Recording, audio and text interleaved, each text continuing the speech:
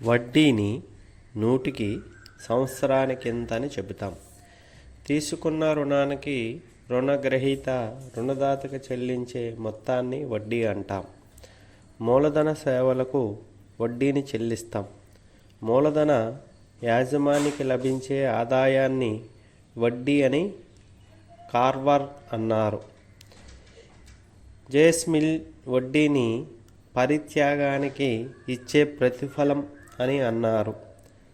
Martial వడ్డీని నిరీక్షణకు ఇచ్చే ప్రతిఫలం అని అన్నారు. ఆస్ట్రియన్లు జాన్ రే బోంబవార్కర్, అమెరికా ఆర్థికవేత్త ఇర్వింగ్ ఫిషర్ల ప్రకారం కాలాభిరుచికి ఇచ్చే పారితోషికమే వడ్డీ అని పేర్కొన్నారు. నవ్య సాంప్రదాయ ఆర్థికవేత్తల దృష్టిలో రుణాత్మక నిధులను ఉపయోగించుకున్నందుకు ఇచ్చే ధరను వడ్డీ అంటారు.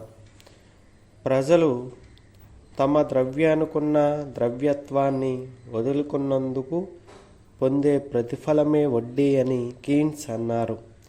ఆధునిక ఆర్థికవేత్తలు ద్రవ్యానుకున్న డిమాండ్ సప్లైల ఆధారంగా వడ్డీని వివరించారు. ఇప్పుడు మనం రుణాత్మక నిధుల సిద్ధాంతం, వడ్డీ సిద్ధాంతం గురించి తెలుసుకుందాం. దీనిలో లోనబుల్ ఫండ్ థియరీ అని కూడా అంటారు.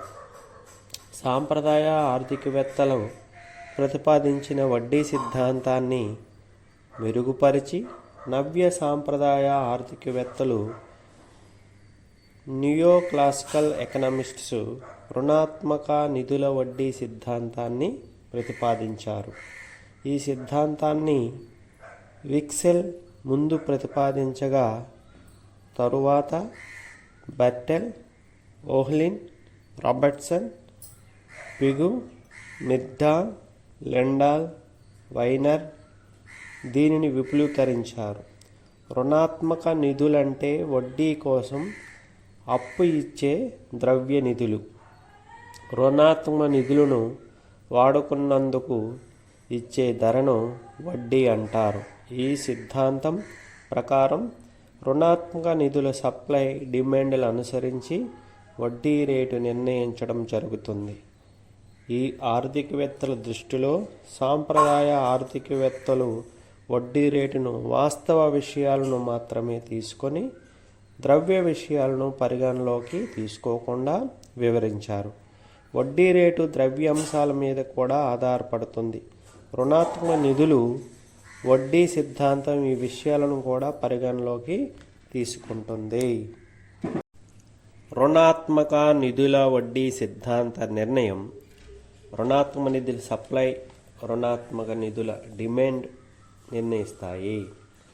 కాబట్టి వడ్డీ సిద్ధాంతాన్ని రుణాత్మక నిధుల సప్లై, రుణాత్మక నిధుల డిమాండ్ కలిసి వడ్డీ రేటుని నిర్ణయిస్తాయి. ప్రస్తుతం రుణాత్మక నిధుల సప్లై గురించి తెలుసుకుందాం. రుణాత్మక నిధుల సప్లైకి సంబంధించిన 4 వనరులు ఉన్నాయి. అవి 1 పొదుపు, 2 వాణిజ్య బ్యాంకుల పరపత సృష్టి, 3 ద్రవ్యాన్ని దాచిపెట్టకపోవడం, 4 మూలధన క్షయం. ఇప్పుడు పొదుపు గురించి తెలుసుకుందాం. 1 పొదుపు. వ్యక్తులు, కార్పొరేట్ రంగం పొదుపుకు ఆధారం.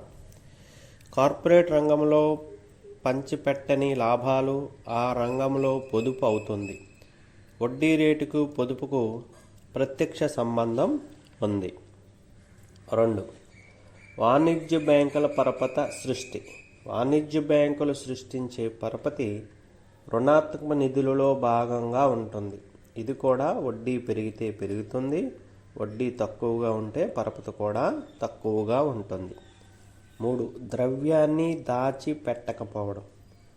గుప్తధనాన్ని బయటికి తీసి రుణాత్మక నిధుల సప్లైని పెంచవచ్చు. వడ్డీ రేటుకు ద్రవ్యాన్ని దాచిపెట్టకపోవడానికి, డిస్హోల్డింగ్కి ప్రత్యక్ష సంబంధం ఉంటుంది. 4 మూలధన క్షయం, డిస్ఇన్వెస్ట్మెంట్. స్థిర మూలధనాన్ని, చర మూలధనాన్ని తగ్గించడం ద్వారా తరుగుదల వ్యయానికి ఉంచిన నిల్వలను రుణాత్మక నిధుల సప్లైకి చేర్చవచ్చు. బాబర్ ప్రకారం రుణాత్మక నిధులకు ఎక్కువ వడ్డీ రేటు ఇచ్చినట్లయితే మూలధన క్షయాన్ని ప్రోత్సహించవచ్చు. వడ్డీ రేటును పెంచితే మూలధన ఉత్పాదకత రాబడి తగ్గి వడ్డీ రేటు కంటే తక్కువగా ఉంటుంది. ఈ పరిస్థితిలో సంస్థ మూలధనాన్ని తగ్గించి తరుగుదల నిల్వలను రుణాత్మక నిధులకు తరలిస్తుంది. ఈ పై 4 వనరులను కలిపితే రుణాత్మక నిధుల సప్లై ఏర్పడుతుంది. వడ్డీ రేటుకు రుణాత్మక నిధుల సప్లైకి ప్రత్యక్ష సంబంధం ఉంటుంది. రుణాత్మక నిధుల సప్లై ఈక్వల్ టు పొదుపు ప్లస్ బ్యాంకుల పరపతి ప్లస్ గుప్తధనం వాడకము ప్లస్ మూలధన క్షయం. Supply of loanable fund equal to saving plus bank money plus dishoarding plus disinvestment. Sigma S equal to S plus BM plus DH plus DH. ఈ 4 రుణాత్మక నిధుల సప్లైని నిర్ణయిస్తుంది. 2. రుణాత్మక నిధుల డిమాండ్. రుణాత్మక నిధుల కోసం డిమాండ్ 3 అంశాలు బట్టి నిర్ణయించడం జరుగుతుంది. 1. పెట్టుబడి. ప్రభుత్వం, వ్యాపార సంస్థలు పెట్టుబడి కోసం రుణాత్మక నిధులను డిమాండ్ చేస్తారు. వడ్డీ రేటు తక్కువగా ఉంటే పెట్టుబడికి డిమాండ్ ఎక్కువగాను, అదే వడ్డీ రేటు ఎక్కువగా ఉంటే పెట్టుబడి డిమాండ్కు తక్కువగాను ఉంటుంది. ఊహించిన లాభాల రేటు వడ్డీ రేటు కంటే ఎక్కువగా ఉన్నా లేదా వడ్డీ రేటుతో సమానంగా ఉన్న పెట్టుబడి ఏర్పడుతుంది. వడ్డీ రేటు కంటే ఊహించిన లాభాల రేటు తక్కువగా ఉంటే పెట్టుబడి ఏర్పడదు. వడ్డీ రేటు పెట్టుబడి డిమాండ్కు విలోమ సంబంధం ఉంటుంది. 2. వినియోగం. వినియోగదారులు తమ ప్రస్తుత ఆదాయం కంటే వినియోగ వ్యయం ఎక్కువగా కలిగి ఉంటే రుణాత్మక నిధులు డిమాండ్ చేస్తారు. ముఖ్యంగా అనస్వర వస్తువులను కొనడానికి రుణాత్మక నిధులు కోరుతారు. వడ్డీ రేటుకు వినియోగదారులు తీసుకునే రుణాలకు విలోమ సంబంధం ఉంటుంది. ఈ అవసరాలకు వినియోగదారులు నిధులను సహజంగా ఎక్కువగా తమ గత పొదుపు నుంచి అంటే పొదుపు క్షయం ద్వారా సమకూర్చుకుంటారు. 3. దాచుకోవడం. ఇతర వస్తువుల కంటే ద్రవ్యానికి ఎక్కువ ద్రవ్యత్వం ఉంటుంది. కాబట్టి ప్రజలు నగదును దాచుకోవడం కోసం నిధులను డిమాండ్ చేస్తారు. వడ్డీ రేటు ఎక్కువగా ఉంటే నగదును తక్కువగా దాచుకుంటారు. వడ్డీ రేటు తక్కువ అయితే నగదును ఎక్కువగా దాచుకుంటారు. రుణాత్మక నిధుల డిమాండ్ ఈక్వల్ టు పెట్టుబడి ప్లస్ దాచుకోవడము ప్లస్ వినియోగము. Demand for loanable funds equal to investment plus hoarding plus dissavings. Sigma D equal to I plus H plus DS.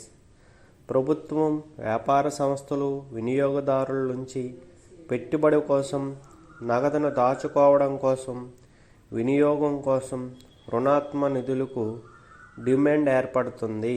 వడ్డీ రేటుకు రుణాత్మక నిధులకున్న డిమాండ్కు విలోమ సంబంధం ఉంటుంది.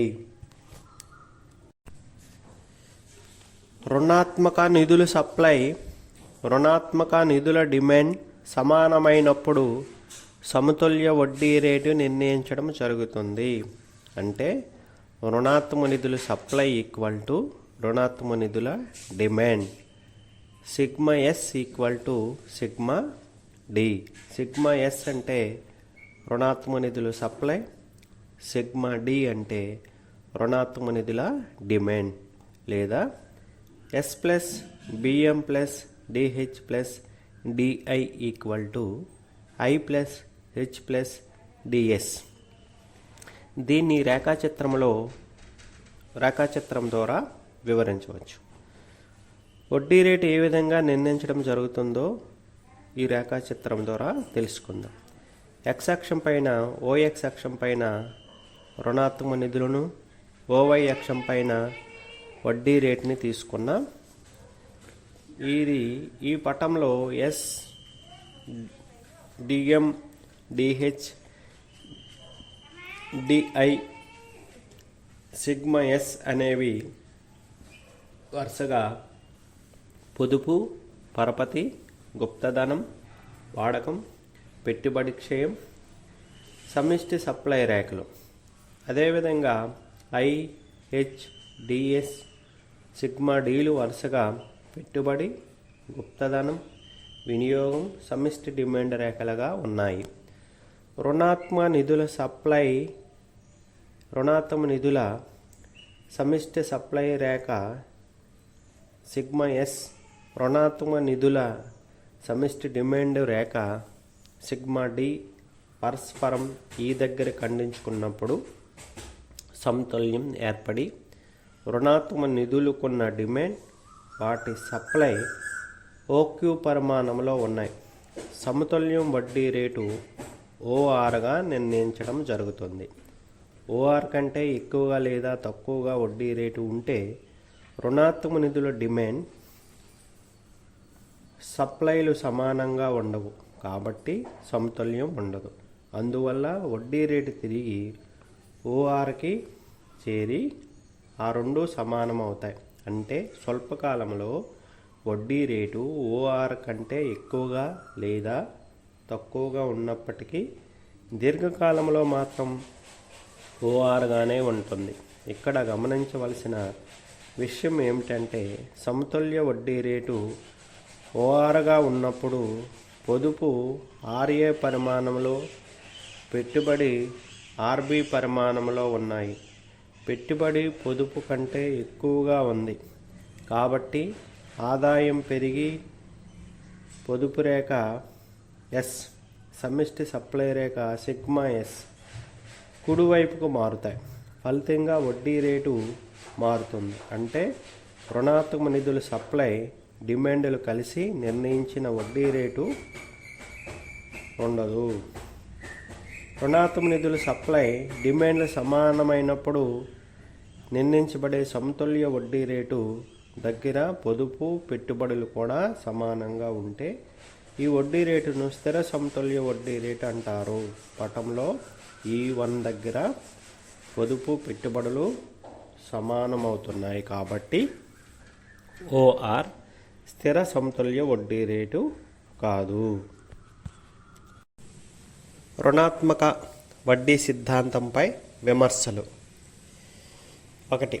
రుణాత్మక నిధుల డిమాండ్, సప్లైలు సమానమైనప్పుడు నిర్ణయించబడే సమతుల్య వడ్డీ రేటు దగ్గర రుణాత్మక నిధుల సప్లైలోని వైయక్తిక అంశాలు, రుణాత్మక నిధుల డిమాండ్కు సంబంధించిన వైయక్తిక అంశాలు సమానం కావడం లేదు. కాబట్టి రేఖాచిత్రంలోని ఈ దగ్గర సమతుల్య అస్థిర సమతుల్యాన్ని సూచిస్తుంది. 2. సాంప్రదాయ వడ్డీ సిద్ధాంతం కీన్స్ వడ్డీ సిద్ధాంతం మాదిరిగానే నవ్య సాంప్రదాయ వడ్డీ సిద్ధాంతం కూడా అనిర్ధారితమైందని హన్సన్ విమర్శించారు. ఎందుకంటే పొదుపు ఆదాయ స్థాయిపై ఆధారపడుతుంది. ఆదాయం మారినప్పుడల్లా పొదుపు మారుతుంది. అందువల్ల రుణాత్మక నిధుల సప్లై మారుతుంది. ఆదాయ స్థాయి తెలియకుండా పొదుపు సప్లైని, రుణాత్మక నిధుల సప్లైని తెలుసుకోలేం. కాబట్టి ఈ వడ్డీ రేటు సిద్ధాంతం సంపూర్ణమైంది కాదు. 3. సాంప్రదాయ సిద్ధాంతాన్ని కొద్దిపాటి మెరుగులతో నవ్య సాంప్రదాయవాదులు రుణాత్మక నిధుల సిద్ధాంతంగా వివరించారనే విమర్శ ఉంది. అసలు వాస్తవిక కారకాలైన పొదుపు, పెట్టుబడులను ఆదాయ స్థాయిలో మార్పులు లేకుండా ద్రవ్య కారకాలైన బ్యాంకు పరపతి, గుప్తధన క్షయాలతో జోడించడానికి వీలులేదు. 4. కీన్స్ దృష్టిలో గుప్తపరిచిన ద్రవ్యం అర్ధరహితం. అందుబాటులో ఉన్న మొత్తం ద్రవ్యం తెలిసినప్పుడు వ్యక్తులు గుప్తపరిచిన ద్రవ్యాన్ని వాడడం వల్ల మొత్తం అందుబాటులో ఉన్న ద్రవ్యాన్ని మార్చడం జరుగుతుంది. అయితే ఇక్కడ నవ్య సాంప్రదాయవాదులు రుణాత్మక నిధిని ఒక నిర్దిష్ట కాల వ్యవధి దృష్ట్యా చూస్తే కీన్స్ ద్రవ్య సప్లైని ఒక క్షణం దృష్ట్యా చూశారు. 5. ఈ సిద్ధాంతం ద్రవ్య నిల్వలు మారుతాయనుకున్నది కానీ మొత్తం ద్రవ్య నిల్వలు స్థిరంగా ఉండడమే కాక ఇవి మొత్తం ద్రవ్య సరఫరాకు సమానం. ఎప్పుడైనా ద్రవ్య నిల్వలలో తేడాలుంటే ఇది ద్రవ్య చలామణి వేగంలోని తేడా మాత్రమే, ద్రవ్య నిల్వలో మార్పు మాత్రం కాదు. 6. ఈ సిద్ధాంతం ప్రకారం పొదుపు వడ్డీ రేటుపై ఆధారపడుతుంది. కీన్స్ దృష్టిలో పొదుపు వడ్డీ రేటు మీద ఆధారపడదు, ఇది ఆదాయ స్థాయిపై ఆధారపడుతుంది. అసలు ప్రజలు ముందు జాగ్రత్త కోసం పొదుపు చేస్తారు. అట్లాగే ఈ సిద్ధాంతం పెట్టుబడి వడ్డీ రేటుపై ఆధారపడుతుందని తెలియజేస్తుంది. కీన్స్ మాత్రం పెట్టుబడి వడ్డీ రేటు మీద కంటే మూలధన ఉపాంత సామర్థ్యంపై ఎక్కువగా ఆధారపడుతుందన్నారు. 7. ఈ సిద్ధాంతం సంపూర్ణ ఉద్యోగితా ప్రమేయంపై ఆధారపడింది, కానీ కీన్స్ ప్రకారం సంపూర్ణ ఉద్యోగిత ఉండదు. పై పేర్కొన్న లోపాలు ఉన్నప్పటికీ సాంప్రదాయ వడ్డీ సిద్ధాంతం కంటే ఇది మెరుగైందని చెప్పవచ్చు. ఎందుకంటే 1. సాంప్రదాయ వడ్డీ సిద్ధాంతం కేవలం వాస్తవ అంశాలను మాత్రమే తీసుకుంది. రుణాత్మక నిధుల వడ్డీ సిద్ధాంతం వాస్తవ అంశాలను, ద్రవ్య అంశాలను పరిగణలోకి తీసుకుంది. 2. సాంప్రదాయ వడ్డీ సిద్ధాంతం బ్యాంకు పరపతిని తీసుకోలేదు. నవ్య సాంప్రదాయవాదులు బ్యాంకు పరపతిని తీసుకొని సిద్ధాంతాన్ని వివరించారు. 3. సాంప్రదాయవాదులు గుప్తధనాన్ని గుర్తించలేదు. నవ్య సాంప్రదాయవాదుల సిద్ధాంతంలో రుణాత్మక నిధులకు ఉన్న డిమాండ్లో గుప్తధనాన్ని పరిగణించడం వల్ల ఈ సిద్ధాంతం వాస్తవ పరిస్థితికి దగ్గరగా ఉంది. అంతేకాక కీన్స్ ద్రవ్యాభిరుచి సిద్ధాంతానికి దగ్గరగా ఉంది. 4. సాంప్రదాయవాదులు ద్రవ్యాన్ని కేవలం ఒక ముసుగుగా భావించారు. వడ్డీ రేటును ప్రభావితం చేయడంలో ద్రవ్య నిష్క్రియ పాత్ర నిర్వహిస్తుందని వీరి అభిప్రాయం. రుణాత్మక నిధుల సిద్ధాంతం మాత్రం వడ్డీ రేటుని నిర్ణయించడంలో ద్రవ్యం చురుకైన పాత్రను పోషిస్తుందని భావించింది. 5. పెట్టుబడి ఎక్కువగా ఉన్నప్పుడు ఆదాయం పెరిగి పొదుపు కూడా పెరుగుతుందన్న విషయాన్ని సిద్ధాంతం వివరిస్తుంది. అంటే నవ్య సాంప్రదాయవాదులు వడ్డీ సిద్ధాంతం విశ్లేషణలోకి ఆదాయ స్థాయి ప్రస్తావన తీసుకొని వచ్చారు.